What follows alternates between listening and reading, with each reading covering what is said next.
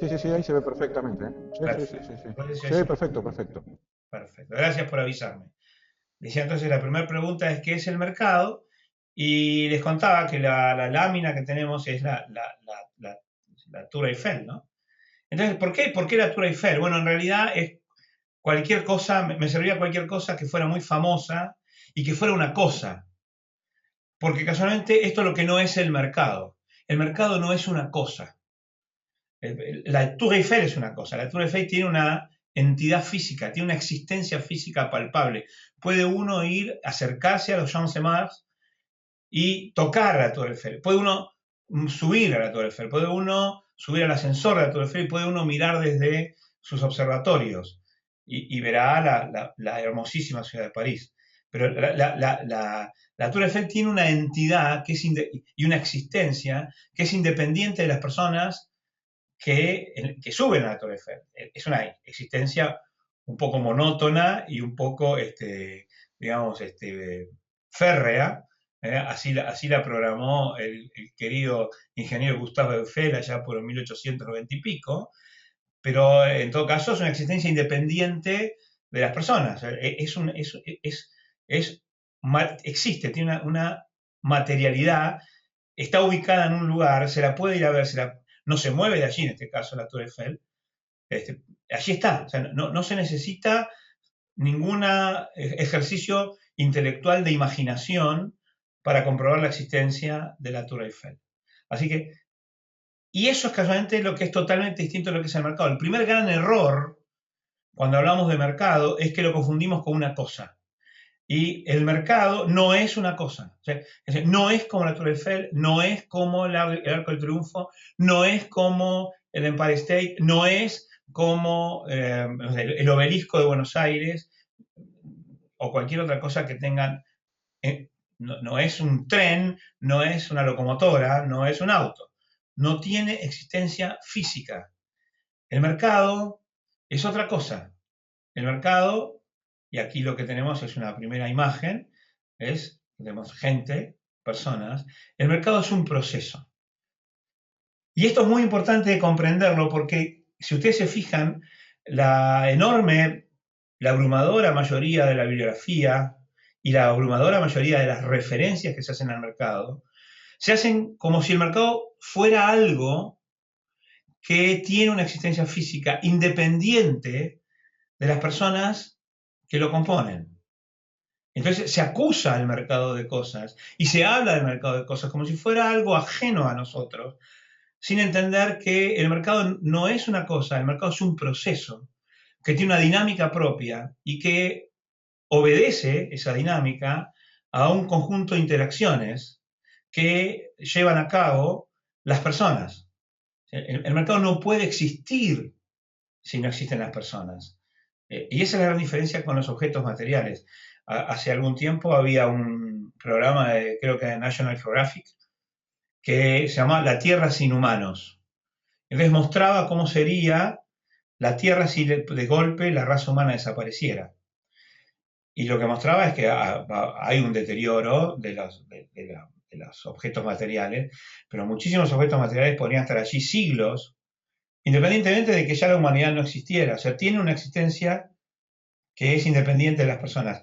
Pero el mercado, en el caso de la ausencia de individuos, desaparecería inmediatamente, porque es un proceso y lo único que mantiene vivo ese proceso es las personas. Y esto que parece una digresión filosófica que no tiene mucha practicidad, sin embargo, es fundamental de entenderlo. No se puede entender qué ocurre en el mercado, ni qué es el mercado, ni cómo movernos en el mercado, ni cómo maximizar nuestra actuación en él, ni cómo entender la actuación de los otros agentes económicos. Repito, muchos de los cuales nosotros nos esforzamos o en ayudar a ser más efectivos y más eficientes en ese mercado, o muchos de nosotros somos agentes económicos en ese mercado, o pretendemos ser agentes económicos de mayor efectividad y mayor productividad. Entonces, es grave no entender que el mercado no es una cosa, no nos podemos referir al mercado como una cosa, debemos referirnos al mercado como un proceso. Quiero hacer alto aquí, Alejandro. No sé si ya hay alguna pregunta, no sé si hay alguna mano levantada, si hay alguna duda, si hay algo que afirmar, si hay algo que preguntar con respecto a esta primera distinción que hacemos. El mercado no es una cosa, el mercado es un proceso. Adelante, Ale. Hay una, no, no hay manos levantadas todavía, pero hay una pregunta en el chat. Y alguien eh, dice que vos pones el acento en que el mercado es un proceso llevado adelante por personas. Ujú. ¿Qué hay entonces de, digamos, de eso que solemos escuchar tan a menudo en cuanto a la mano invisible del mercado o algunas otras afirmaciones que pareciera que le dan al mercado una entidad propia, ¿no? Independiente de las personas? Bueno, es interesante. Obviamente la mano invisible del mercado es una metáfora, ¿no? Ujú. Casualmente esa metáfora hace referencia a la dinámica. O sea, eso que nosotros llamamos la mano invisible del mercado es justamente la dinámica del mercado que hace que, dadas ciertas interacciones, aparezcan ciertos resultados y si nosotros hacemos alguna cosa en ese proceso, sucedan algunos hechos emergentes. Es como, a ver, si nosotros subimos a un ascensor y tocamos, y el ascensor tiene 20 botones, cada uno con un número entero distinto, del 1 al 20, y nosotros tocamos el botón, apretamos el botón del 17, lo que va a pasar es que dada la dinámica latente, o sea, predeterminada, lo que empieza a pasar es que se destraba o se gatilla un proceso. La mano invisible del ascensor hace que se cierren las puertas y el ascensor es automático y que el ascensor empiece a subir, si estamos en planta baja, hasta el piso 17. Es la mano invisible. Alguien puede decir, es la mano invisible. Bueno, es la mano invisible porque no la podemos ver. Lo que hay es un proceso detrás que, dadas ciertas relaciones fundamentales entre las partes del sistema que es el ascensor, que está diseñado de esa manera, hacen que si yo hago cierta cosa, si yo provoco cierta alteración, en este caso apretar el botón número 17, algo va a ocurrir. En el mercado pasa exactamente lo mismo. El mercado es un conjunto de interacciones que está sucediendo permanentemente, pero el mercado es enorme, el mercado lo conforman millones de personas. Por lo tanto, pero tiene ciertas reglas que debemos conocer y si las conocemos, sabemos que si tocamos ciertos botones, van a pasar ciertas cosas. Lo que ocurre es que casualmente al desconocer que eso pasa y al mirarlo como que la mano invisible es como que tiene una... El peligro de la mano invisible, Ale, es creer que tiene una voluntad propia la mano invisible. Y es como otorgarle una capacidad mágica de hacer cosas que nosotros no podemos comprender. Y eso es que en realidad, otra vez, como si uno subiera a un ascensor, no supiera de qué se tratan los ascensores, no supiera para qué sirven, ni qué es lo que hacen, y tampoco supiera cómo funcionan. Y bueno, uno empieza a lo mejor a hacer cosas, a mirarse al espejo, nada pasa, y de golpe mira los números, aprieta uno, pero no tiene la voluntad de ir a ningún lado, simplemente se fijó, está curioso, y después se queja porque el ascensor, su mano invisible, lo llevó al piso 17. Y bueno, lo que pasó es que vos te subiste a una máquina que desconoces su funcionamiento, ¿no? Pero en este caso la máquina es palpable, vos te puedes bajar de ella, tiene una entidad, vos te bajás de ella y la máquina sigue funcionando. Si todos nos bajamos del mercado, la máquina deja de funcionar. O sea, lo que hacemos que el mercado funcione somos las personas que interactuamos. Entonces, está muy buena la pregunta, la mano invisible es una parte fundamental del proceso, pero que necesitamos conocer en profundidad para poder conducirnos a donde queremos conducir, para poder navegar en el mercado con ciertas probabilidades de éxito. Y esto es lo que estamos tratando de hacer en el programa de Economía Consciente. Y lo que estamos tratando, en realidad, es lo que estamos tratando de hacer en el programa online en general. Entender los fundamentos de la economía y entender los fundamentos del management, viendo que casi que no hay tal cosa como una frontera totalmente delineada entre el management y la economía, que hay espacios de confluencia y estamos tratando de entenderlos para poder actuar en ellos e intervenir en ellos con muchísima mayor efectividad. No sé si me expliqué bien, Ale. Sí, sí, de todos modos esto me genera una repregunta que me parece que se emparenta bastante con una pregunta que manda Vicky a través del chat. Uh -huh. Y digo, no me, Está muy buena la comparación que hiciste con el ascensor, pero no me parece casual que nadie hable de la mano invisible o que no se hable en general de la mano invisible del ascensor. No. Bueno, Eh, Hay, digamos, no es simplemente una descripción metafórica hablar de la mano invisible del mercado, sino creo que en muchos casos hay una suerte de intencionalidad, ¿no? Cuando se utiliza esta totalmente, metáfora. totalmente. Vicky, lo que Sí, dice Vicky es, el tema de la mano invisible es un argumento para desresponsabilizar efectos perversos de la mano invisible. Bueno, es casi lo mismo desde otro enfoque. sí, es cierto. Una vez que... Es el peligro de las metáforas, ¿no? Eh, Ujú. Cuando uno usa una metáfora y después lleva la metáfora más allá de lo que la metáfora permite y cree que de verdad la mano invisible existe, ¿eh? Y que tiene una entidad y una voluntad ajena a la interacción que las personas realizan en el mercado, y habla de la mano invisible como si fuera de verdad un miembro independiente. Entonces también tiene una extraordinaria excusa para echar la culpa a las cosas que pasan. Y bueno, entonces esto fue la maldita mano invisible. O algunos, los que son defensores a ultranza del mercado, hablan de la infinita bondad de la mano invisible. En realidad no hay tal cosa, ¿no? Ujú. Es una metáfora, por supuesto que hay una intencionalidad. Sí, no me extraña que no sale la mano invisible del ascensor, porque poco se puede discutir. No conozco casi ninguna revolución social que ocurrió porque no funcionaba un ascensor, pero conozco muchísimas revoluciones sociales que ocurrieron porque no funcionaba la economía. Casi todas las revoluciones sociales ocurrieron porque no funcionaba la economía, pero casi habría que averiguar en el gremio de los encargados de edificios, pero no creo que haya una revolución social porque el ascensor hoy no funcionaba. Puede haber un disgusto y hasta un enojo y hasta algunos insultos al aire, pero a nadie le importa, o sea, a nadie le importa demasiado, ¿no? O sea, no se registran, los libros de historia no registran las falencias de los ascensores que se negaron a funcionar, pero sí registran los fallos en la economía. Y eso creo que explica una cosa y la otra, ¿no? Me parece que hay una mano levantada también ahora, ¿no, Ale?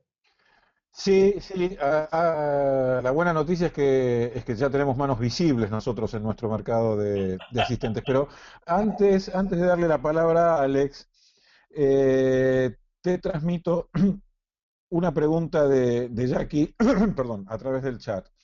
Pregunta Jackie, ¿cómo y cuándo nace el proceso y si cada proceso es un mercado diferente? Buenísimo.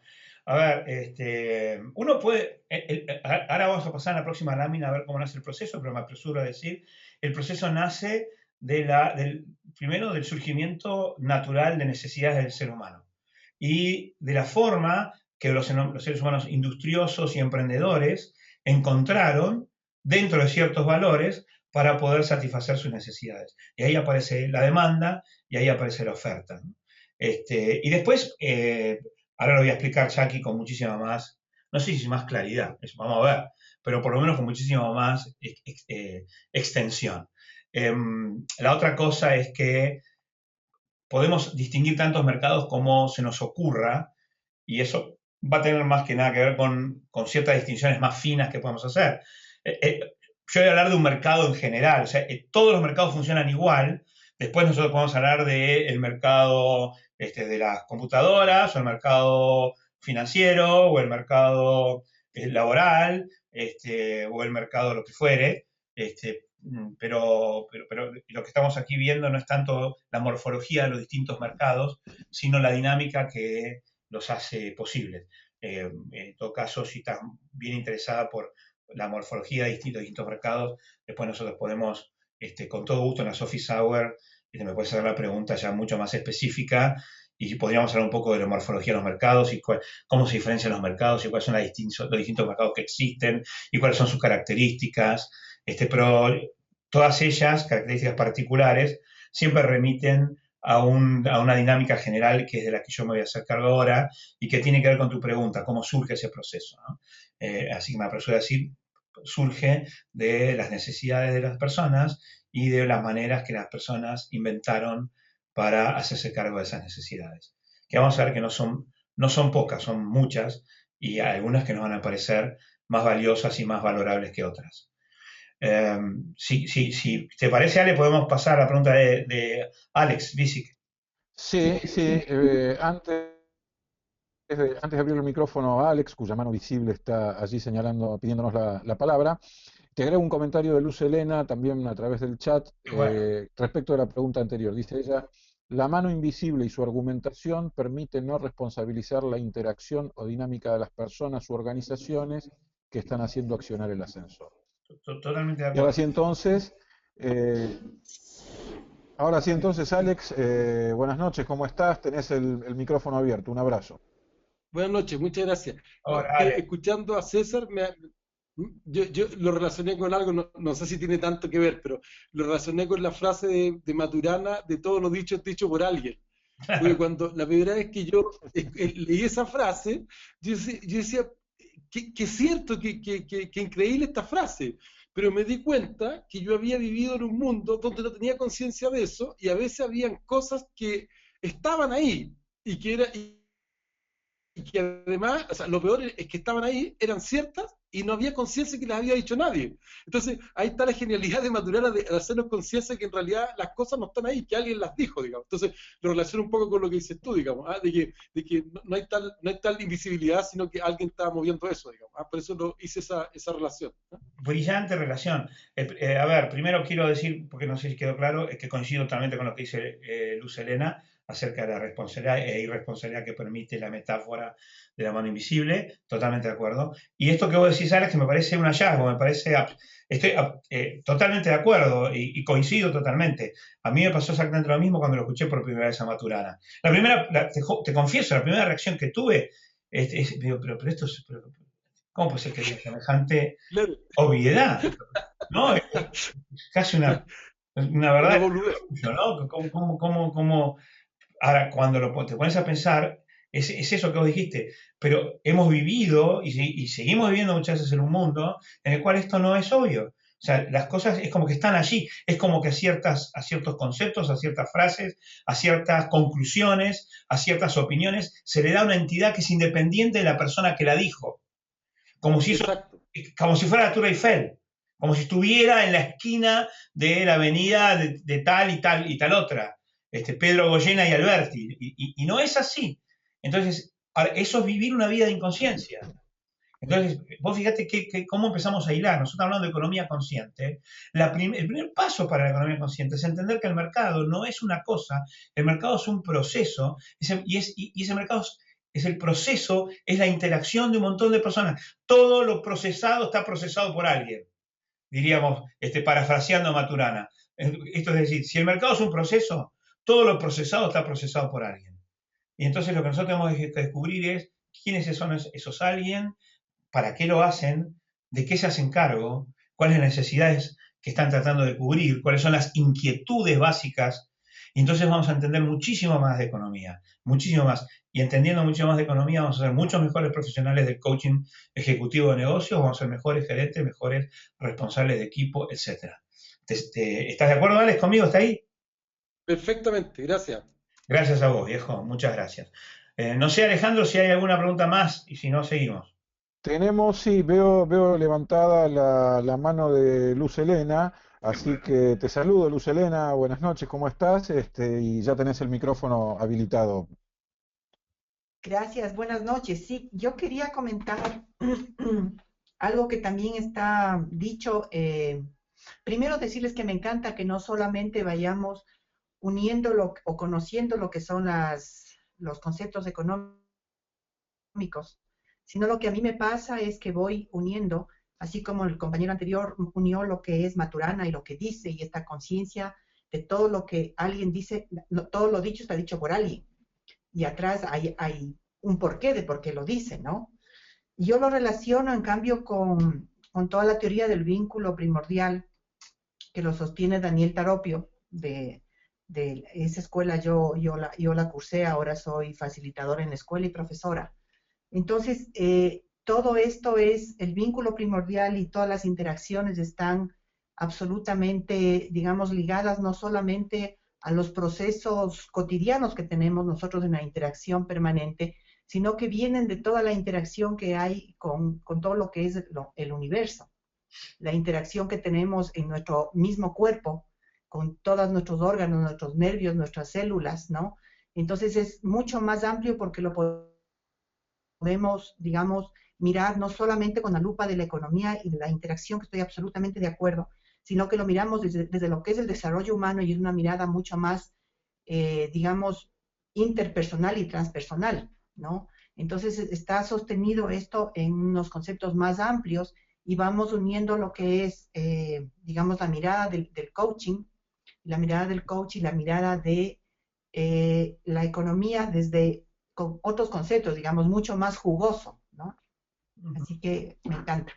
Qué suerte, Luz. Y vos fíjate cómo es maravilloso, cómo yo no conozco la teoría, o sea, conozco su existencia, pero no conozco con la profundidad que vos conocés. O sea, conozco su existencia, que no es lo mismo que saber de eso, ¿no? O sea, conozco, pero no sé.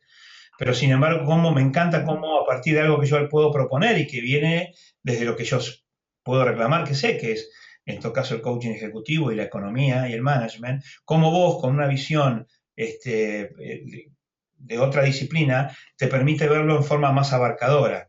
Y esto la verdad que es fascinante porque casualmente es una de las grandes ventajas de la red que estamos construyendo, ¿no es cierto? Que distintas personas con distintas competencias podamos comprender un fenómeno que no cabe la duda que es muchísimo más amplio que el que simplemente queremos inventar con las divisiones siempre artificiales que los seres humanos hacemos para diseccionar los fenómenos y tratar de comprenderlos. Entonces, de vez en cuando, echar una mirada más abarcadora, a mí también me parece buenísimo y te agradezco mucho que hayas hecho este aporte. Gracias, Luz, muchísimas gracias. De verdad me parece muy esclarecedor. Muchas gracias.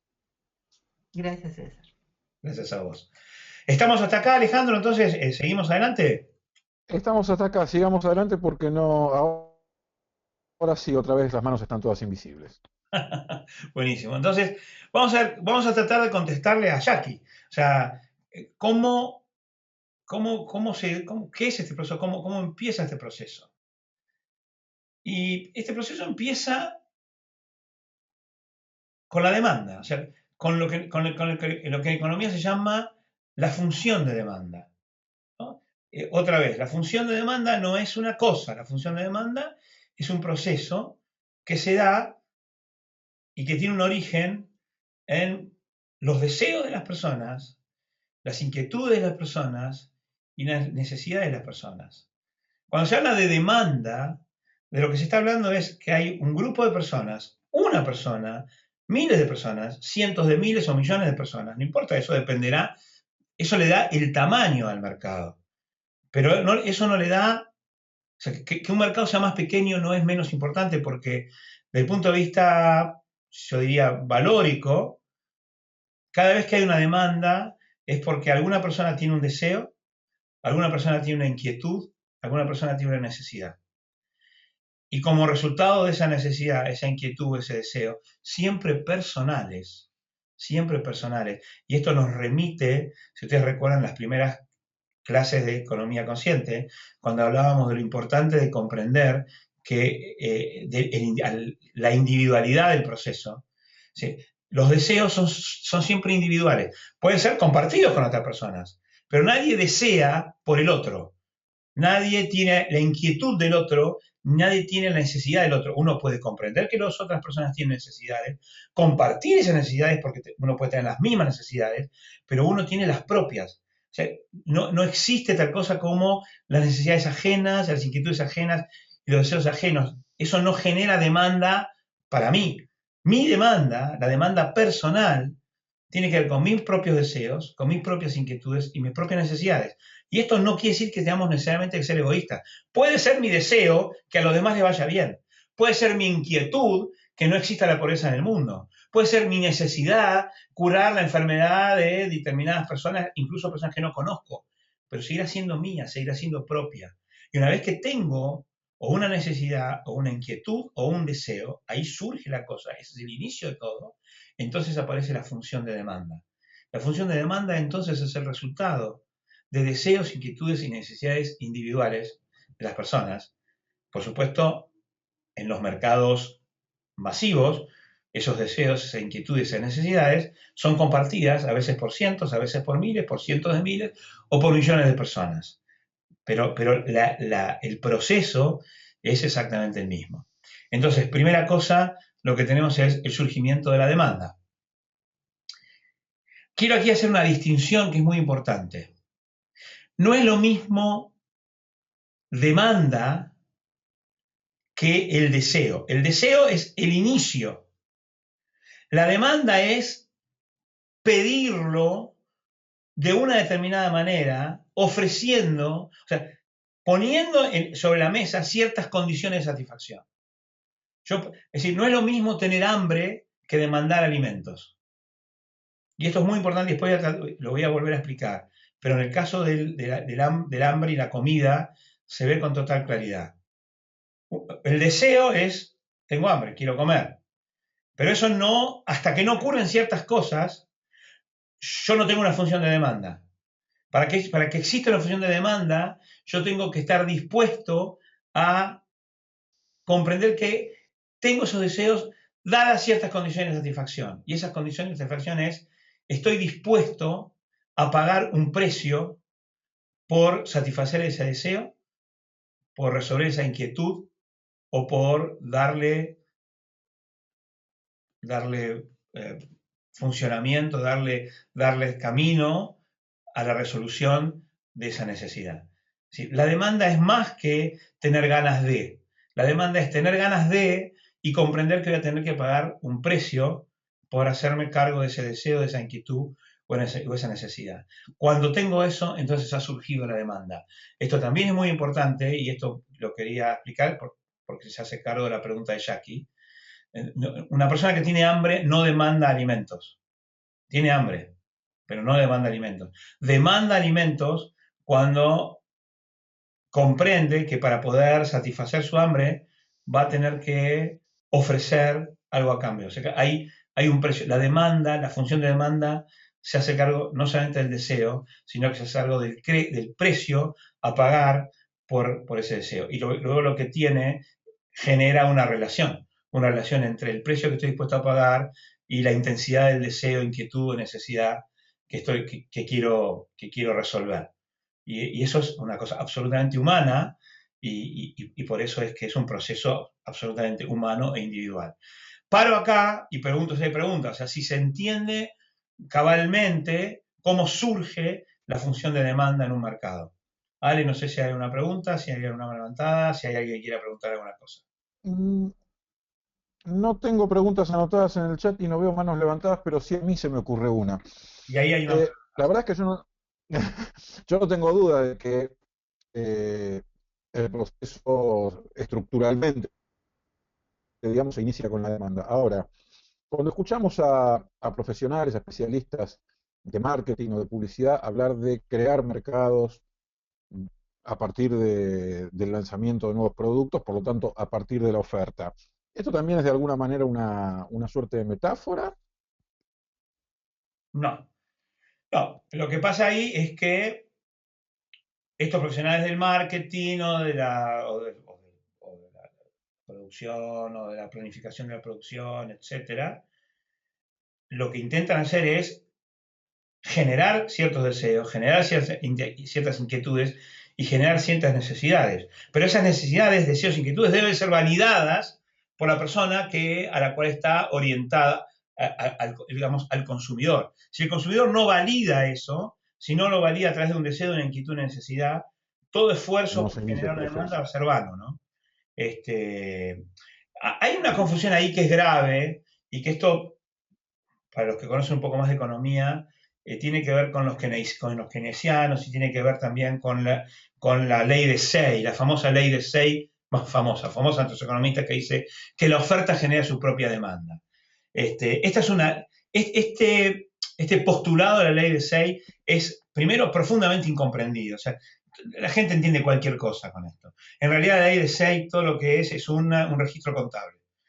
Sirve a efectos macroeconómicos y todo lo que dice es que lo que se corrobora es que en el final de las cuentas la oferta es igual a la demanda. Pero eso no, está muy mal usado, y si alguna vez, esto lo digo por las dudas, si alguna vez escuchen que dicen la oferta genera su propia demanda, esta es una muy mala comprensión, una deformación del concepto de la ley de Jean-Baptiste Say, que fue un economista de los primeros, que sostuvo que la oferta genera su propia demanda, concepto que después se valió John Maynard Keynes para bueno, generar su propia visión de la economía, ¿no? Pero no es una metáfora, ¿vale? Pero sí es una intención de generar un deseo, una inquietud, una necesidad, porque saben que si no existe tal cosa, la oferta no va a tener ninguna validación. La oferta se consolida y se valida en la demanda. No sé si puede ser claro con eso, Ale. Sí, sí, sí, es en todo caso una forma de tratar de inducir a que el proceso se Claro, inicie. claro, tal cual, exactamente. Perfecto. Bien, tenemos otra vez la mano de Luz Helena levantada, así que otra vez, Luz, ya tenés el micrófono abierto. Yo quería comentar que la función de demanda, además de encargarse, según mi mirada, ¿no es cierto?, además de encargarse de poner el precio, también tiene que cumplir las condiciones de satisfacción de esas Claro, necesidades de una persona, de un grupo de personas, para poder realizarse, ¿no? sí, por supuesto. Y también quería comentar sobre el tema, Adelante, Luz, perdón. quería comentar también sobre el tema del marketing, que yo como le conceptúo es, digamos que es una herramienta que después sirve como para forzar los mercados, digamos, ¿no? Como para ampliar los mercados, como para poder vender ciertos productos que necesitan ser más conocidos, más difundidos, y entonces allí, claro, estas funciones que estamos mirando ahora de oferta y demanda primarias ya se van transformando, digamos, y se van ampliando en algo mucho más complejo, ¿no? Uh -huh. Sí, por supuesto que sí. A ver, comentarios. En primer lugar, por supuesto que yo creo que incluso lo dije, la demanda tiene que hacer cargo de las condiciones de satisfacción, pero no se convierte en demanda hasta que no hay una relación entre esas condiciones de satisfacción y la condición de satisfacción que estoy dispuesto a entregar para satisfacer esa necesidad de satisfacción, y eso es lo que en economía llamamos el precio. La función de demanda es una relación entre la intensidad del deseo, inquietud y necesidad y lo que estoy dispuesto a entregar para satisfacerlo. Y ahí aparece la función de demanda. Si yo no estoy consciente de que tengo que entregar un precio, no hay función de demanda, hay deseo. Hay un deseo casi infantil, casi adolescente, pero no hay función de demanda, o sea, porque no estoy dispuesto a entregar un precio. Y eso hace que yo no pueda trabajar en el mercado, yo no pueda participar de la dinámica del mercado. Y este punto es importante, Luz, porque muchas personas adolecen de esto, o sea, creen que alcanza con su necesidad, que su necesidad da derecho, que su deseo da derecho, que el solo hecho de tener hambre obliga a que alguien en algún lugar del mundo produzca algún alimento para satisfacer mi deseo, mi inquietud, mi necesidad, que es comer. Y la verdad que, y eso hace que yo no pueda participar del mercado. No es así. Para que yo pueda demandar, tengo que comprender que tengo hambre, y eso es natural, pero también tan natural como el hambre es la comprensión de que voy a tener que pagar un precio por eso, porque si yo no lo puedo satisfacer yo, alguien lo va a tener que hacer por mí, y ese alguien no es mi esclavo. Por lo tanto, yo voy a tener que satisfacerlo mediante la entrega de algo. Puede ser mi tiempo, mi trabajo, algún producto que yo hice, lo que fuera. Pero la demanda implica que yo entiendo profundamente que hay una relación entre mi deseo, mi inquietud, mi necesidad y el precio que yo voy a pagar para poder satisfacerlo. Si no, no hay función de demanda. Hay solamente deseo, inquietud, necesidad. Eso es lo que quería marcar, ¿no? Y por supuesto, la otra cosa que vos decís que es muy interesante es que, por supuesto, después la cosa empieza a complicarse y el marketing es una actividad que busca efectivamente agrandar los horizontes de los mercados, pero que sería absolutamente inútil si en el final no está convalidado por una demanda. O sea, yo puedo hacer los esfuerzos de marketing más extraordinarios y más creativos, pero si no está convalidado por alguien que dice, eso es mi deseo, ahora que me lo explican, ahora se convierte en un deseo, yo no sabía, y ahora que me lo muestran, deseo, y ahora que me lo muestran, tengo esa inquietud, y ahora que me lo avisan, tengo esa necesidad es mía, me hago cargo, es mi inquietud, es mi deseo, y ahora estoy dispuesto a pagar un precio por eso. ahí aparece la demanda. Pero es la demanda la que aparece. Sin esa demanda, por el marketing sería una actividad absolutamente vana y que no genera ningún valor. Y de hecho sabemos que hay muchas campañas publicitarias que fracasan porque no logran generar la demanda. ¿Me explico? Hasta a Coca-Cola le ha pasado. Bueno, por supuesto. Los reyes del marketing. Pero se equivocan, como todo el mundo. Exacto. Lo importante ahí, después ya lo veremos, es que si se equivoca Coca-Cola, bueno, que pague Coca-Cola. Lo grave es cuando se equivoca Coca-Cola y lo paga todo el mundo. Eso es gravísimo. Como muchas veces pasa en muchos países, dadas ciertas regulaciones que protegen supuestamente a los más necesitados. Pero bueno, ya hablaremos de eso cuando hablemos de monopolios y cuando hablemos de otras cuestiones más. Necesitamos ir avanzando de a poco. No sé si hay alguna mano más levantada. Pareciera que sí, Ale, pero a lo mejor es alguien que quedó con la manito levantada. Sí, no. Es la mano de Jorge Velázquez que todavía no ha intervenido. Y hola Jorge, buenas noches, te saludo y ya tenés tu micrófono abierto. Buenas noches, ¿cómo están? Hola, Jorge.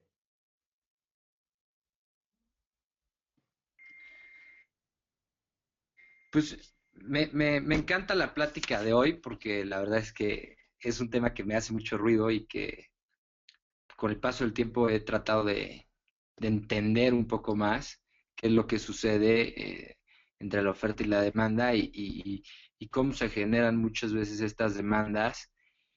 Y en mi caso, me gustaría pensar que irme un poquito todavía más, no sé si hasta adelante, no sé si me estoy adelantando o es algo de lo que no se habló, pero creo que es importante, que es, también existen unos costos por producir ciertos servicios, ¿no? Que el mismo mercado ha ido marcando y que en ocasiones los competidores chicos, quisiera poner el ejemplo en el caso del cemento, una cementera nueva, como es el caso en México, que entra Fortaleza con Slim y intenta entrar al mercado, no tiene los precios acorde a cómo está el mercado vendiendo, como para tener la fuerza de vender lo que él espera vender en los primeros años. ¿No? Entonces, me parece importante el tema de los costos, que muchas veces son una barrera que tiene el emprendedor o la persona que está iniciando un proyecto para poder ser parte de esta competencia y poder satisfacer una necesidad de un cliente que está allá afuera, ¿no? En el mercado.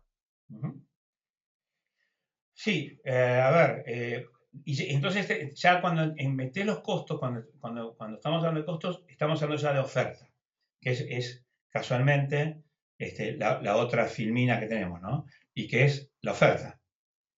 Es decir, y la oferta tiene que ver con los costos, porque tiene que ver con productos y tiene que ver con servicios. O sea, mientras que la demanda tiene que ver con necesidades, con inquietudes y con deseos, la oferta tiene que ver con productos y con servicios, y esos productos y servicios tienen un costo de producción. Casualmente, la función de oferta es la relación que existe entre los costos de producción y la cantidad de producto y servicio que se puede ofrecer a determinado costo de producción. Que es casualmente lo que vos estás diciendo, Jorge. Ahí aparecen entonces las dos fuerzas, las dos funciones que explican la interacción en un mercado. Por un lado, entonces vemos la demanda. La demanda surge de las necesidades, las inquietudes, los deseos de las personas. Y por otro lado, aparecen los productores. Los productores son aquellos que dicen, bueno, muy bien, si hay una necesidad, lo que yo tengo que ofrecer es un producto, un servicio que satisfaga esa inquietud, esa necesidad, ese deseo. ¿Hasta aquí me seguís, Jorge?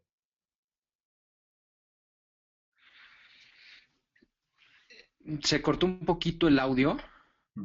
No sé si me oyes. Sí, yo te escucho. Digo, cuando surge la demanda, es decir, la necesidad, la inquietud o el deseo, aparece la segunda función que va a interactuar con la demanda, y esto explica de alguna manera la pregunta de Jackie, ¿cuál es el proceso? El proceso es la interacción permanente entre la función de la demanda, inquietudes, deseos y necesidades, y la función de la oferta, que es los productos y servicios que han sido ideados para satisfacer esas inquietudes, esas necesidades y esos deseos.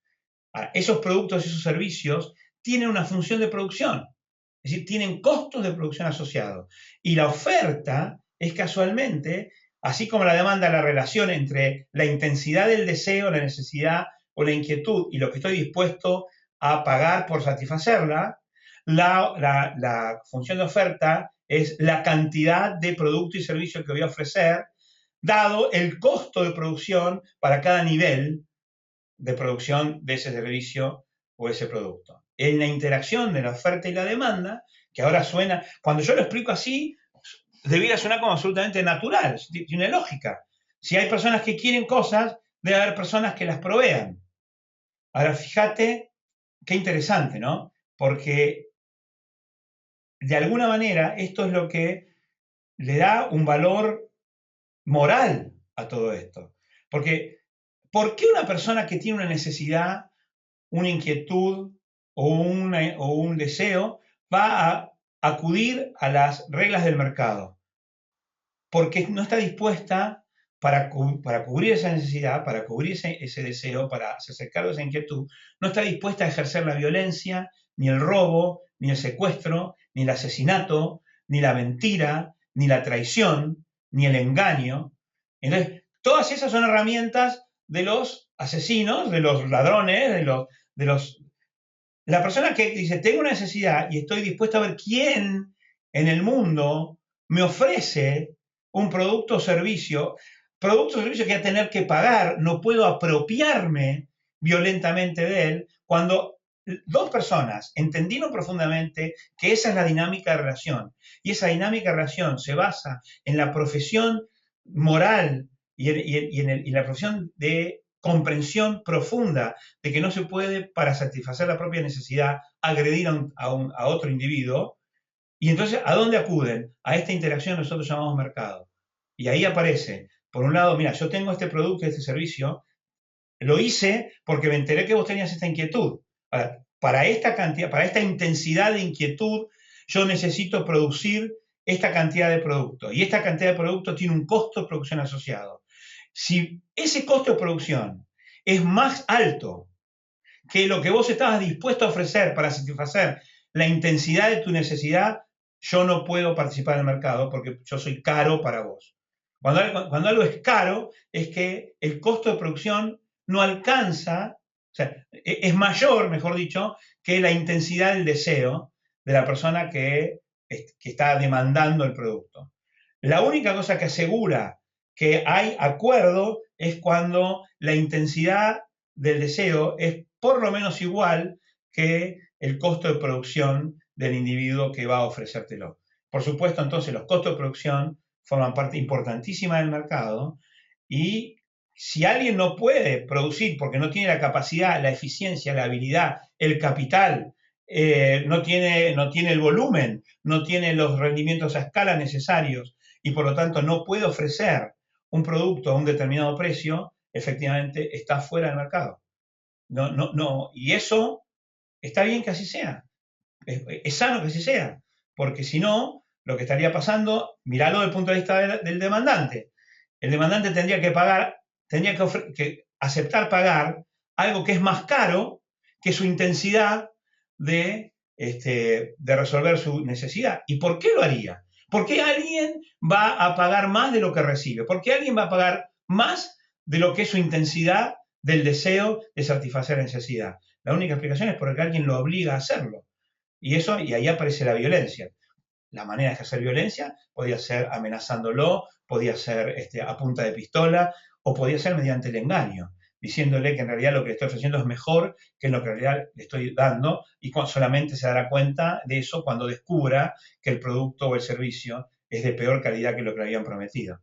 Todo esto ya son cuestiones profundamente morales. Pero la única cosa moral es cuando la oferta y la demanda se encuentran en un punto y en ausencia de agresión, de engaño, de traición, dos personas o X cantidad de personas se ponen de acuerdo y efectúan la transacción.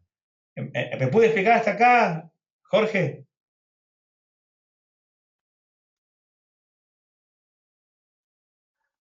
Me parece, César, que Gente por abierto el lo que me micrófono que no sé por dices, eh, sí, ya estoy abierto. Me parece que muchas veces se reduce de alguna manera, por lo que me comentas, un espacio para, para una comercializadora como la que yo estoy inmerso el día de hoy, que necesito comprar a precios relativamente baratos o muy baratos para poder seguir siendo intermediario y poder cobrar a los precios a los que necesito cobrar el servicio y el producto que estoy otorgando. Fíjate que en México justamente eso se presta mucho. Yo me he dado cuenta que en muchos casos de muchas comercializadoras, que no es que vendan, que inclusive venden los productos más caros que lo que se pueden conseguir en el mercado, pero que el tema del servicio se vuelve tan representativo que hay un hueco para bastantes personas que lo saben aprovechar y tomar, y que a veces creo que las personas que a mí me compran porque les estoy brindando una solución de alguna manera completa y porque el costo de oportunidad que tienen de seguir buscando proveedores es muchísimo más alto para ellos, ¿no? Por supuesto. Creo que con esta reflexión que me das, me ayuda a analizar el cómo ser un mejor intermediario y cómo hacer valer mi tiempo y mi trabajo en las cuentas y los materiales que me pagan mis clientes el día de hoy, y, y cómo también del otro lado exigirle a las líneas de producción y a las plantas pues tener muchísimo mejores rendimientos y beneficios a través de lo que yo puedo ofrecerles a ellos. También se trata de venderle a los mismos proveedores el por qué yo soy un buen canal de distribución para ellos. Totalmente, Jorge. Pero fíjate que esto que vos estás diciendo tiene que ver con esto que estamos explicando. Cuando vos entendés profundamente que la demanda que vos estás enfrentando tiene, como dijo Luz Helena, una serie de condiciones de satisfacción. Y esas condiciones de satisfacción están relacionadas, y eso es muy importante entender, con algo que la persona que demanda, no que solamente tiene la necesidad. Otra vez, no demanda alimentos el que tiene hambre. El que tiene hambre tiene hambre. Demanda alimentos el que además tiene la capacidad de poder pagar esos alimentos. Si no, la persona que tiene hambre queda sujeta a la caridad del mundo. Y eso me parece bien. Si alguien es caritativo y quiere entregar parte de su producto para solucionar el hambre ajeno, me parece fenomenal. Pero eso no es una transacción en el mercado.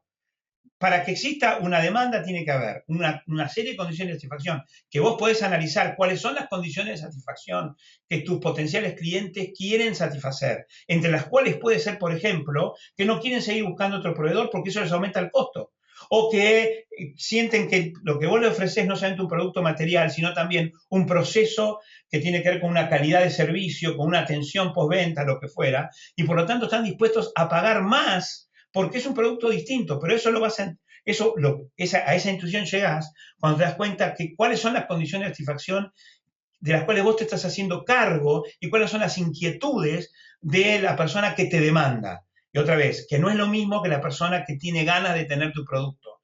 El que demanda tiene ganas de tener tu producto y además sabe que va a tener que pagarlo. ¿Cuánto va a tener que pagarlo? Depende de lo hábil que seas vos para satisfacerle más y más y más inquietudes, más condiciones de satisfacción. ¿Y cómo lo haces? Lo haces con tu oferta. Y tu oferta es ese conjunto de productos y servicios que sos capaz de generar, para que para poder generar tiene un costo de producción asociado y que vos tenés que revisar cuál es ese costo de producción asociado, porque si vos te pasás en el costo de producción asociado de la intensidad del deseo de tu demandante, lo que va a pasar es que no te compra. Y eso es algo, para comprenderlo de esa manera, te permite a vos estar todo el tiempo muy atento a los pequeños cambios que se van produciendo y entender qué es en el final lo que vos estás vendiendo.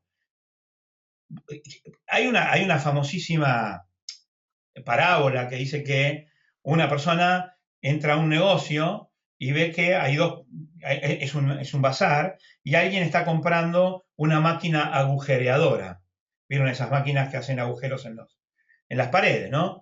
Entonces, cuando la persona conversan un rato y el cliente se va sin comprar. Entonces, la persona que está mirando se acerca al vendedor y le dice, perdón, ¿puedo hablar con usted? Y dice, sí, cómo no. Dice, mire, yo soy asesor de negocios. Y le dice, ¿qué pasó? ¿Por qué no le vendió? No, dice, no, porque el señor buscaba una máquina de agujerear. Y bueno, no. Dice, pero, ¿y usted qué vende? Dice, bueno, yo vendo máquinas de agujerear. Entonces, él le dijo, bueno, en realidad usted no vende máquinas de agujerear. Usted vende agujeros. Porque la persona que viene a comprarle no le interesa la máquina de agujerear. Lo que le interesa son los agujeros. Y a lo mejor usted no se da cuenta que lo que vende son agujeros. Y todo su argumento fue para vender una máquina de agujerear. Y eso no generaba, esto lo estamos diciendo nosotros ahora, la intensidad de deseo suficiente como para que la persona esté dispuesta a pagar el costo que estaba dispuesto a pagar si el otro le vendía agujeros, no una máquina de agujerear. Y yendo más lejos, podría decir que en realidad lo que vende esa persona son mundos de sentido en los cuales los agujeros tienen sentido. Si yo vendo mundos en los que los agujeros tienen sentido. Cuando vos vendes mundos en los que los agujeros tienen sentido, la función de demanda de tus máquinas de agujerear cambia radicalmente y las personas están dispuestas, porque aumenta la intensidad del deseo y están dispuestas a pagar más. Y eso va a permitir que tu costo de producción sea posible y te haga posible vender. Y esta es una de las partes esenciales en el coaching de negocios. Cuando ayudamos a las personas que manejan las compañías a entender profundamente qué es lo que venden. Yo te puedo hacer una cosa, Jorge, hace muchos años que trabajo asesorando ejecutivos de primer nivel y muchas veces me he encontrado con que creen que venden máquinas de agujerear y no se dan cuenta que venden mundos de sentido en los que los agujeros tienen un lugar. Ahora, cuando llegan a esa intuición, toda su función de demanda y su función de oferta cambia. ¿Me explico lo que estoy diciendo, Jorge? Me queda extremadamente claro y me quedo con la tarea para nuestra siguiente sesión de dos cosas. La primera es trabajar muy fuerte en hacer crecer los deseos de mis posibles clientes, Uh-huh. cómo transmitir con toda claridad y con mucho entusiasmo lo que yo hago y por qué lo hago y hacia dónde lo hago y con qué finalidad. Y la segunda parte que me interesa mucho es cómo alinear o entender o escuchar con mucho mayor claridad lo que estos demandantes quieren, requieren para en el momento, más adelante, con qué anticipación solicitan las cosas, por qué eh, las personas que están comprando productos y servicios están con muchísimo más, son como mucho más pasivos Uh-huh. y se dan el lujo muchas veces de no darte un lugar a menos de que tú te lo ganes allá afuera en ese mercado. Uh-huh. Bueno, me parece bárbaro que tengas esos deberes. Vamos a ver, en las Office Hours a lo mejor me contás cómo fueron esas reflexiones, ¿te parece? Me parece. Buenísimo. Gracias, Jorge. Muchas gracias. Ale, no sé si hay alguna mano levantada, porque veo ahí el simbolito, pero a lo mejor es alguna mano que... Sí. Tenemos dos más. Por orden de aparición, primero la de Vicky, a quien saludo. Hola Vicky, buenas noches. Y ya Hola, está tu micrófono habilitado. hola, ¿cómo estás, César? ¿Cómo están todos? Hola, Vicky. Mira, ¿Cómo estás? Gracias. es Quiero agradecerte el esfuerzo. Sé que estás haciendo un esfuerzo enorme por estar bien. presente hoy aquí. Un beso grande, mi amor. Ay, tan lindo, tan bello mi corazón. Gracias, querido. Mira, fíjate que esto me ha encantado esta discusión porque, bueno, tú sabes que Venezuela es el mundo al revés, ¿no? Pero es el mundo al revés, pero permite entender precisamente los conceptos, ¿no? Entonces, ¿qué es lo que estamos viviendo nosotros? O sea, hay una increíble escasez de alimentos porque el gobierno, pues se fueron cerrando todas las empresas, las fueron expropiando, etcétera, y ahora no hay quien produzca alimentos y se acabaron con la baja del precio del petróleo, se acabaron, o sea, las importaciones se redujeron.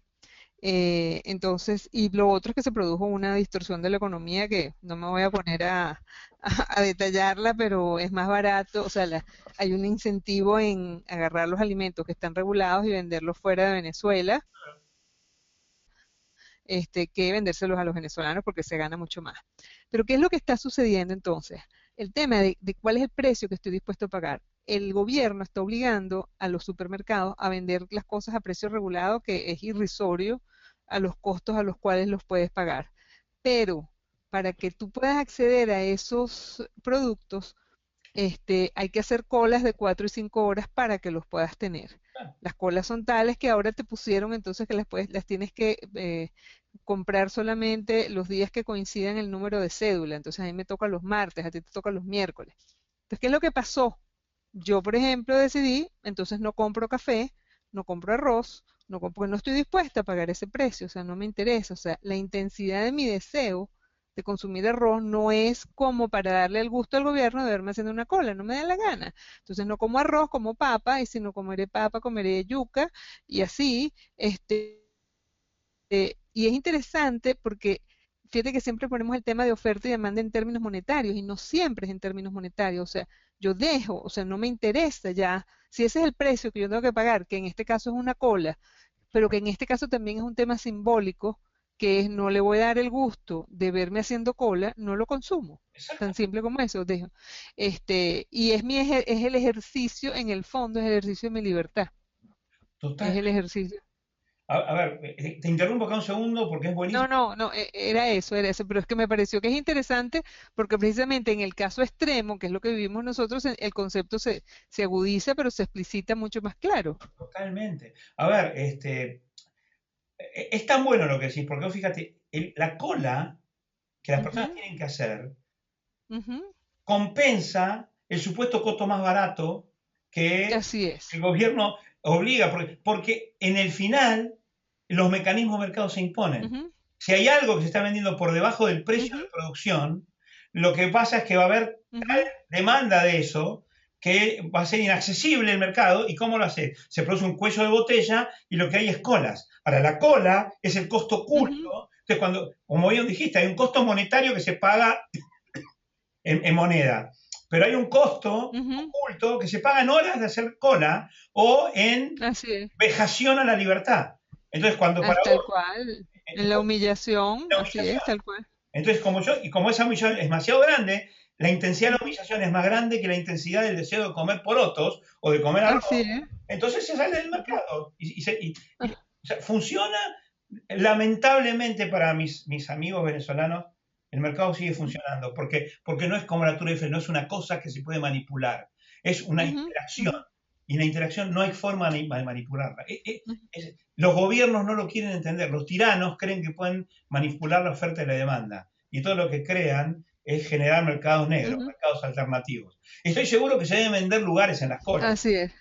Porque debe haber un... No, pero, o sea, con esto te puedo decir que el día que comenzaron las colas, empezó el mercado paralelo en las colas, Claro. por ejemplo, y ahora lo llaman aquí bachaqueo. Entonces, por ejemplo, alquilan a los niños de 2 años, cuyas madres los pellizcan, para que entonces te alquilen al niñito llorando, entonces tú dices, mi niñito está llorando, déjame saltarme la cola, o te alquilo el puesto, o hago la cola por ti, o compro los productos por ti, te los vendo 4 veces más caro. O sea, hay toda una economía que se montó en exactamente 2 horas. Pero, 2 horas, y entonces el gobierno ahora no encuentra cómo resolver el problema, ¿no? Pero, ¿cuál es el tema? El tema es un tema de quién está dispuesto. Entonces, yo, por ejemplo, dije, yo prefiero pagar 4 veces, pero no voy a hacer la cola. No me importa, pero no la hago. O prefiero no consumir, pero tampoco la hago. O sea. Exactamente. Entonces es un tema de que la intensidad del deseo no es tan importante.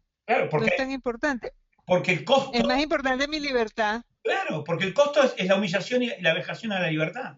Entonces eso es casi infinito. Entonces casi no hay producto que justifique eso. Así es. Eso es así pero y eso es la aplicación de por qué en el final todas las tiranías fracasan. Así es, tal cual. Yo no sé cuándo va a pasar,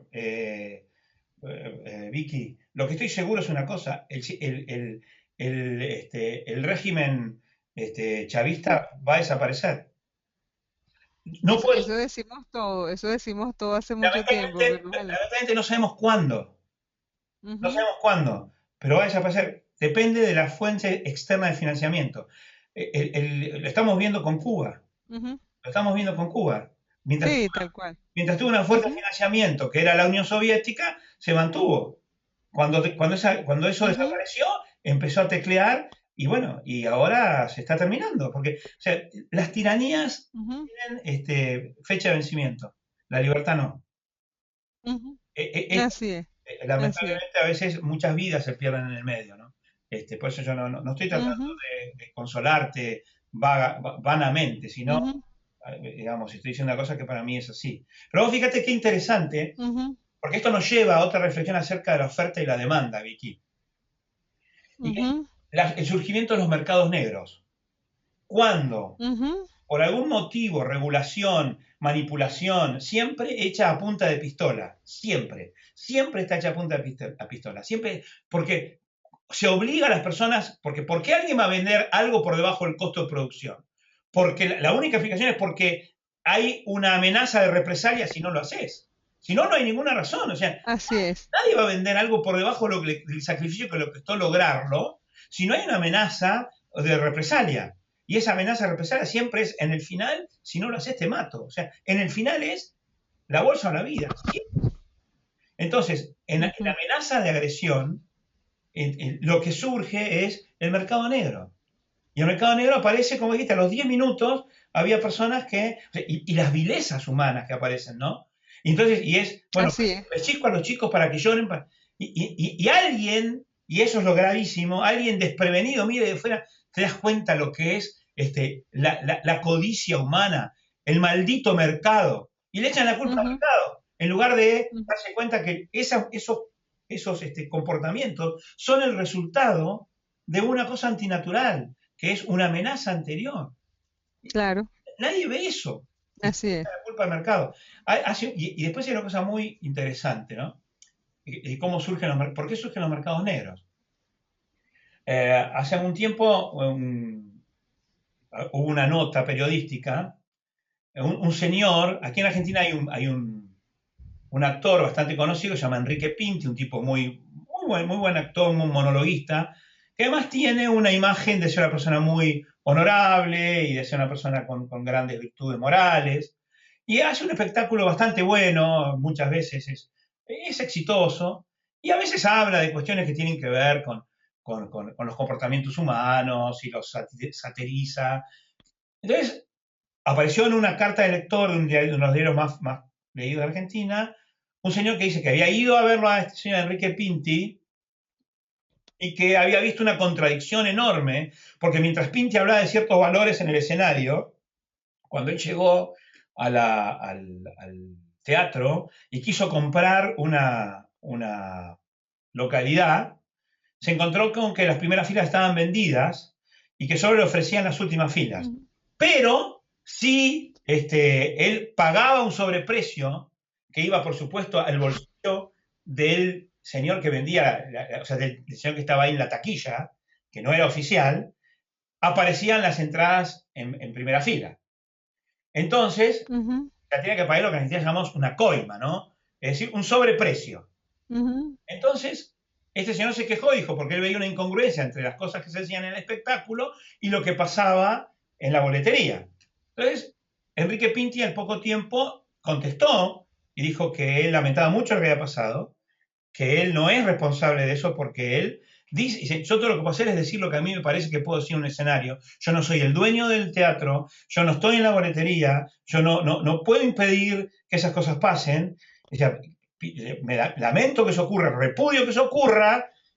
Y él terminaba dando una receta. Decía, la receta era el día que todos se nieguen a pagar esa coima y el vendedor se las tenga que guardar, ese día va a desaparecer el mercado negro. Y parece bastante razonable, ¿no ujú. es cierto, Vicky? Parece bastante razonable la recomendación. Pero a los 2 días, un actor bastante menos famoso que Pinti, bastante menos bien catalogado por la sociedad, un señor que se llama Fernando Ciro, dijo una cosa que fue, a mi gusto, más inteligente. Y dijo, en realidad esto no es una cuestión moral. Dice, lo ridículo es que el precio de la localidad en la segunda fila sea exactamente igual al precio de la calidad en la fila 27. Dice, porque no están vendiendo lo mismo. Están vendiendo un producto que es distinto. En la fila 27 lo ves a Enrique Pinte chiquitito y apenas si ves los gestos. En la fila 2 disfrutás de todo el espectáculo. Por lo tanto, la fila 2 tendría que ser más cara. Como el dueño del teatro no la pone más cara, surge un mercado negro. Mercado negro que aprovecha el señor que está en la taquilla. Dice, mejor que ponerse de acuerdo en no comprarle, es que el dueño de las localidades discriminara precios. Señores, la fila 2 es más cara que la fila 27. Y habría para todo el mundo. Y como decimos, el que no tiene ganas de ir a la fila 27, pues paga más y va a la fila 2. Paga más, porque es un producto distinto. Si vos querés vender lo que es distinto al mismo precio, inmediatamente surge el mercado negro. Entonces, es muy interesante porque la propuesta de Enrique Pinti parecía más moral, pero en el fondo es como un monopsonio. ¿Sabes lo que es un monopsonio, Vicky? Es cuando todos los compradores se ponen de acuerdo para ofrecer solo un precio y no más que ese precio por un producto. El problema con los monopsonios es que son de muy difícil coordinación, porque como son tantos los compradores y tan pocos los oferentes, entonces es muy difícil coordinar la voluntad entre todos los posibles compradores. Siempre va a aparecer uno que tiene grandes incentivos para que todos los otros no compren. Entonces, obviamente, eso baja la función de demanda y él puede comprar menos caro que lo que hubiera comprado si todos están demandando. O sea, siempre alguien se va a beneficiar. O sea, lo que quiero decir, la proposición de Pinti es moral, pero absolutamente ineficiente. No existe. No se puede lograr. No se puede coordinar que todos digan que no. Pero lo que sí se puede hacer es la propuesta de Ciro. Es decir, pongámosle distintos precios a las butacas y vas a ver cómo las salas se llenan de manera que todo el mundo pagó por el producto que está recibiendo. Y otra vez, esa es la interacción del mercado. Claro. Y ahora, eso es ser inteligente. Y hay una profunda moral ahí atrás. Nadie paga más de lo que está dispuesto a pagar dependiendo de la intensidad del deseo de verlo más cerca o más lejos a Enrique Pinti. Y eso es todo. Claro. No sé si pude explicarme, pero eso creo que muestra... Sí. Excelente. Gracias. Y la verdad que en realidad es solamente ponerle una anécdota a lo que dijiste vos, lo inteligente y lo real, y también lo doloroso de lo que nos contaste vos, Vicky. Vuelvo a decirte, gracias por estar tan lúcida, por participar, sabiendo que hay algunas cositas en la familia que son dolorosas. No sabes cómo valoro que estés conmigo. Te mando un beso grandote y gracias por participar. Tan bello. Gracias, querida. Gracias, mi amor. ¿Hay alguna otra pregunta, Ale, antes de seguir? Así vamos terminando. No, porque había otra mano levantada que se ha bajado, así que no nos quedan ni manos levantadas ni preguntas en el chat. Muy bien, entonces voy a pasar a la siguiente filmina, y tiene que ver con lo que yo voy a llamar, hay economías que son ofertocracias. ¿Qué es una ofertocracia? Una ofertocracia es un país o un mercado en el cual, por ejemplo, yo que soy economista y que soy disertante, elijo los horarios en los que quiero trabajar, hablo de las cosas que a mí me interesan, escribo las notas de lo que sé y de lo que a mí me parece que es útil. El productor el vendedor de helados vende a los horarios que más le conviene y el gusto de helado que le resulta más fácil hacer, y los coches tienen el color que el productor de autos le resulta más conveniente. Y las personas tienen que, o sea, está todo gobernado por la oferta. Las personas tienen que adaptarse a eso. Hay muchos lugares que dan ciertas regulaciones, son ofertocracias. ¿Me explico? Es decir, vos tenés que hacer, como consumidor, bueno, no tengo mucha capacidad de elección. Hay coches todos rojos y solamente puedo comprar un coche rojo, y porque hay ciertas regulaciones, siempre es porque hay ciertas regulaciones, cierta protección de la industria nacional, cierta patente de corso otorgada, cierto privilegio para defender supuestamente la industria nacional, etcétera, etcétera, etcétera, que hacen que los coches sean todos colorados, los helados sean todos de vainilla y los consultores hablemos de las cosas que nos importan a nosotros. En contrapartida con la ofertocracia están las demandocracias.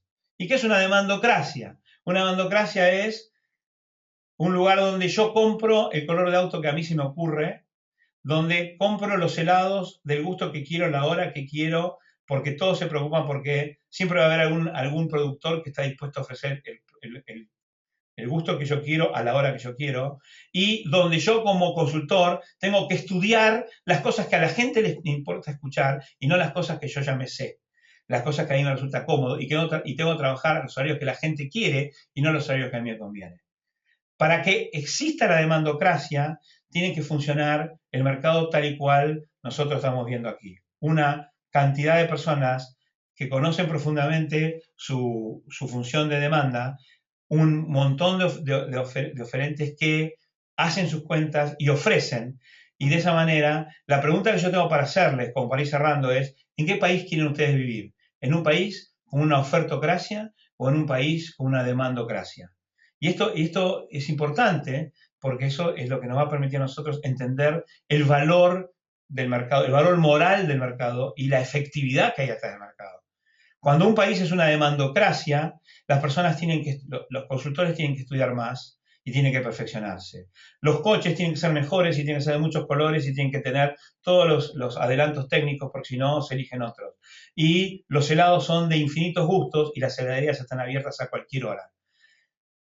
Hay una anécdota muy interesante que contaba un economista que dice que la gran diferencia que existe entre Occidente y Oriente, o entre el mundo occidental y el mundo oriental, dice, se da, que si uno llega a la ciudad de Nueva York y llega al aeropuerto de la ciudad de Nueva York, al John Fitzgerald Kennedy, y sale a buscar un taxi, va a encontrar colas de taxi, literalmente hay colas de taxi, de cabs, de distintas empresas que ofrecen el servicio y te llevan a donde vos quieras.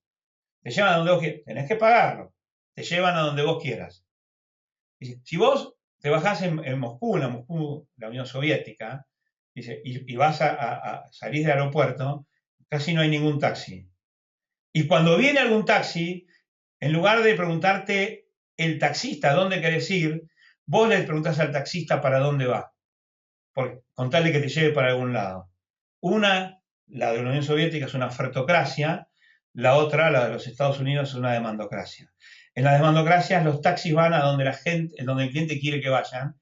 En las ofertocracias vos tenés que ir a donde va el taxista. Entonces, con esto voy cerrando y seguramente habrá ahora preguntas, porque esto es bastante controversial, pero con esto voy cerrando. Vuelvo, preguntas, Ale, manos levantadas y con esto vamos a... No tenemos preguntas por ahora, no, hay una sola mano levantada, pero es la de Vicky, no sé si quedó levantada de la última conversación o si tiene Vicky alguna nueva pregunta, no, ahí la bajó. Así que me parece que no tenemos preguntas ni en el chat, ni tenemos manos levantadas. Muy bien, entonces con esto vamos cerrando. Mientras yo voy cerrando, después vamos a volver a hacer algunos de los avisos parroquiales por las dudas que alguno se haya entrado más tarde. Todo lo que yo expliqué hoy de mercados, esto va a tener una continuidad en las próximas sesiones de economía consciente y por supuesto van a poder preguntar y discutir en las office hours. ¿Cuál es la importancia de esto? Vuelvo a marcarlo. Comprender profundamente cuál es la dinámica de los mercados.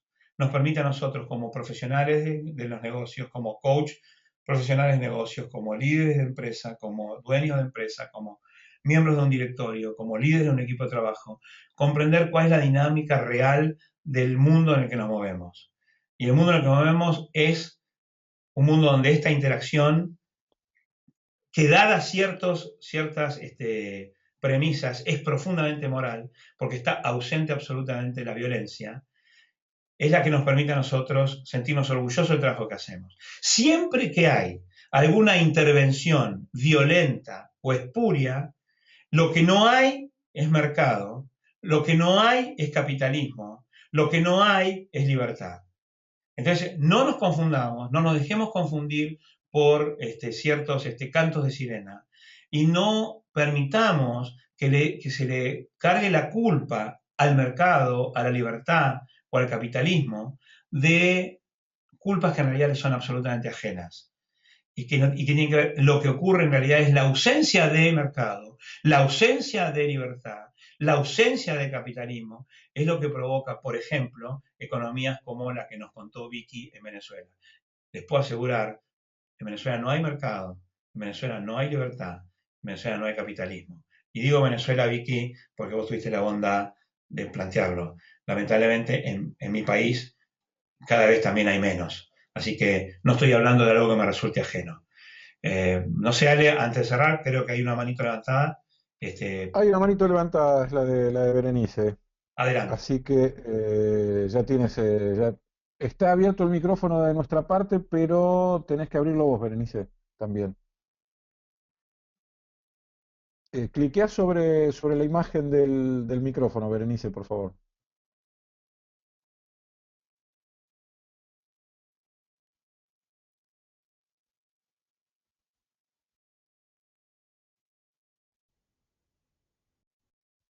No.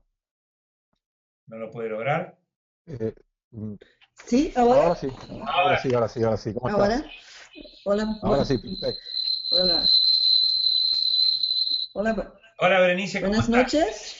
¿Cómo estás? Yo estoy muy bien, muy contenta de estar asistiendo tu clase hoy, después de largo tiempo que no pude, pero estoy muy entusiasmada. Todo el tiempo yo estuve, pero no tenía posibilidad de estar. Pero yo que quería comentar, está un poco atrás porque yo levanté mi mano, pero yo no fui visto antes. Pero yo quería apenas comentar que me fue muy interesante una pregunta que colocaste, o que estoy vendiendo, o que estoy de facto vendiendo. Esa pregunta me tocó porque muchas veces no tenemos la amplitud de producto que las estamos ofreciendo. Muy bien. ¿Qué amplitud de satisfacción puede traer a nuestro cliente? Entonces me pareció que esa es una pregunta muy interesante para reflexionar acerca de nuestro producto. Buenísimo, Berenice. Primero te agradezco. Ahora sí voy a silenciar la voz, Ale, porque hay un eco. Ahí. Sí, hay algún acople. Igual de todas maneras, ella nos está escuchando. Berenice, Sí. lo que acabas de decir es fundamental y te agradezco que lo hayas dicho. Primero, gracias por estar. Vos me habías dicho que recién a partir de abril ibas a poder estar y tenés una palabra absolutamente incólume porque es abril y estás con nosotros y celebro que estés ahora personalmente, aunque sé, porque está registrado, que has entrado todas las veces a la biblioteca y que has podido ver los videos de las teleclases. Con respecto a la pregunta, esta es una reflexión que yo quería hacer y me encanta que lo hayas marcado. Porque así como lo estoy explicando, digamos, en forma genérica, yo creo que esta es la gran pregunta que las personas que hacemos coaching nos tenemos que hacer. Y es, ¿qué es lo que nosotros vendemos? Si nosotros creemos que lo que vendemos es coaching, vamos a tener muy poca éxito en el mercado. Nosotros tenemos que entender, y buena parte del trabajo de la Red CEPAO Internacional es resignificar cuál es el producto que nosotros como coach profesional vendemos. Y por supuesto ayudar a las personas que están en este programa y que no son coach, pero son gerentes o son líderes, también a reflexionar sobre esta pregunta. Esta es una pregunta central. Nosotros no vendemos máquinas de agujerear. Nosotros vendemos mundos en los que los agujeros tienen sentido. Entonces, ¿qué es lo que nosotros vendemos como coach profesionales de negocios? Nosotros, y esta es una respuesta que tenemos que darnos entre todos. Por supuesto, yo tengo articulada una respuesta. Y por eso nosotros en este programa no solamente vemos las herramientas de coaching, vemos herramientas de economía y vemos herramientas de management, porque necesitamos generar un producto muchísimo más abarcador que el de exclusivamente el coaching. Y allí es donde está la base de nuestro éxito. Entonces, la pregunta que vos hiciste, Berenice, o que remarcaste que yo hice, pero me encanta que haya sido uno de ustedes que lo haya marcado. Esta es una pregunta sobre la que tenemos que reflexionar y vamos a reflexionar mucho en las office hours. ayudarnos todos juntos a pensar qué es lo que nosotros vendemos. O sea, esa no fue una anécdota que dije o que conté inocentemente. Esta es la gran pregunta. Y después, esta es la gran pregunta que nosotros podemos hacerle a nuestros clientes. Una vez que la tenemos resuelta nosotros, se la ponemos a nuestros clientes. Así que me encanta que hayas hecho esta pregunta, porque sobre esto gira buena parte del desarrollo del programa online al que estamos asistiendo.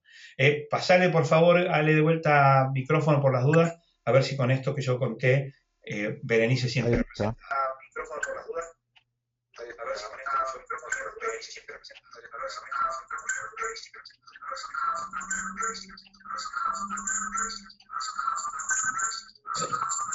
Berenice, ¿estás ahí? No, hay un acople que no podemos resolver, Ale, ¿no? Entonces vamos a... Hay una dificultad de conexión. Aparece 2 veces conectada Berenice y a lo mejor... las manos alternativamente han pasado de una a otra y el micrófono lo mismo. Entonces temo que los acoples se produzcan por ese mismo motivo. Muy bien. ¿Tenemos alguna otra mano? Gracias, Berenice, que me estás escuchando. ¿Hay alguna otra mano levantada, Ale?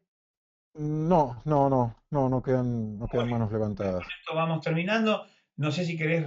¿Te parece que repitamos brevemente los avisos para aquellos que, por favor, sí, que no estaban a las 10 en punto? Bueno, la 4ª clase del programa de Management Consciente será el lunes próximo, 20 de abril, y la Office Hours de abril será el lunes siguiente, el 27 de abril, en ambos casos, a partir de las 10 de la noche hora argentina. Hemos reestructurado el calendario para las entregas de las síntesis escritas de las teleclases. La 3ª teleclase de economía la van a recibir entre el viernes 17 y el sábado 18 de abril. La 3ª teleclase de management la van a recibir entre el viernes 24 y el sábado 25 de abril. Y la teleclase de hoy, la 4ª de economía, entre el viernes 1 y el sábado 2 de mayo. Esto estás hablando de la síntesis, ¿verdad? De la síntesis escrita, sí señor. Perfecto. Entonces, Ale, si te parece, hacemos como siempre, liberamos micrófonos para todo el mundo para saludarnos. Silenciado. Sonido reactivado. El error de siempre que fue cerrarlos todos, no abrirlos todos. Ahí incluso está. el tuyo. Voy Vamos abriendo. liberando de a uno. Ahí está. Y vamos saludando. Hola. Saludos para todos entonces. Hola. Gracias por haber estado. El placer de haber compartido el noche con ustedes. Un beso grande desde el sur de América del Sur, de vuelta en casa. La felicidad de poder decirlo de nuevo. Gracias. Feliz noche. Gracias. Gracias, César. Lo escuché todo. Muchas gracias. Gracias a todos. Chao, gracias. Gracias, Ale. Gracias, Jackie. Gracias, Juan. Un beso grande. Gracias, besos para todos. Gracias, César. Feliz noche. Chao. Un abrazo fraterno.